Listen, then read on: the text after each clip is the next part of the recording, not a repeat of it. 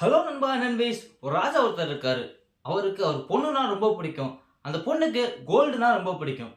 So அந்த பொண்ணுக்காக கடவுள்ட்ட அவர் ஒரு ரொம்ப நாளா தவம் இருந்து ஒரு வரம் கேட்கலான்னு பார்க்குறாரு. அவர் அதே மாரி தவமும் இருக்காரு. கடவுளும் அவருக்கு ஒரு வரமும் குடுக்குறாரு. "உனக்கு என்ன வேணுமோ கேளு" அப்படின்னு அந்த கடவுள் அவர்ட்ட கேட்க, அதுக்கு அந்த ராஜா சொல்றாரு, "நான் தொடுறதெல்லாம் கோல்டா மாறணும்" அப்படின்னு சொல்றாரு. அவருக்கு சொன்ன மாரியே அந்த கடவுளும் அந்த வரத்த அவருக்கு குடுத்துடுறாரு. ஸோ, இவரும் ஒவ்வொரு பொருளையும் அந்த அரண்மனைய சுத்தி இருக்கிற ஊர் எல்லாமே கோல்டா மாறிட்டே போகுது. அத பார்த்ததுமே அந்த பொண்ணுக்கு ரொம்ப சந்தோஷமாகுது. ரொம்ப சந்தோஷப்பட்டு அவங்க அப்பாவ போய் கட்டிப்பிடிக்கிறாரு. அந்த கட்டிப்பிடிக்கும்போது அந்த பொண்ணு கோல்டா மாறி ஒரு தங்க சிலையா மாறிர்றா. அத பார்த்ததும் அவருக்கு ரொம்ப வருத்தமாயிருது. ரொம்ப கஷ்டப்படுறாரு. திரும்ப அந்த கடவுள்ட்டயே வரம் கேட்கிறாரு. "எனக்கு இந்த வரம் வேணாம். எனக்கு எல்லாமே பழைய நிலைமைக்கு வந்துரணும்." அப்படின்னு சொல்லிட்டு திரும்பவும் தவம் இருக்காரு. அப்போ அந்த கடவுள், "நான் நீ சொன்ன மாரி நான் பண்ணி குடுக்குறேன்.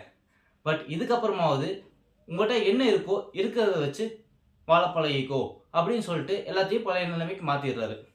So moral of the story என்னன்னா, பேராசை பெருநஷ்டம்ன்றது சொல்லுவாங்க இல்லையா? அதுதான். ஸோ என்னடா ஆசைக்கும் பேராசைக்கும் என்னடா வித்தியாசம் இருக்கு அப்படின்னு நீங்க கேட்குறீங்கன்னு புரியுது. நடக்கிறவனுக்கு ஓடணும்னு ஆசை. ஓடுறவனுக்கு வண்டியில போணும்னு ஆசை. வண்டியில போறவனுக்கு மேல பறக்கணும்னு ஆசை. அதுக்கு மேல என்ன இருக்கு? மேல பறந்துட்டு இருக்கும்போது, அதுக்கு மேலயும் ஒரு ஆசைப்படுவான் பார்த்தீங்களா? அதுக்கு பேர் தான் பேராசை. அததான் வேண்டான்னு சொல்றேன்.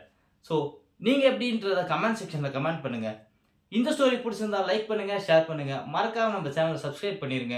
அடுத்த வீடியோல வந்து உங்கள சந்திக்கிறேன். அதுவரைக்கும் டாடா பாய் பாய் சொல்லிக்கிறது நான் உங்க பாலா. அண்ட் இது நம்ம ஃபன் ஜோன் என்டர்டெயின்மென்ட் மீடியா. பாய்.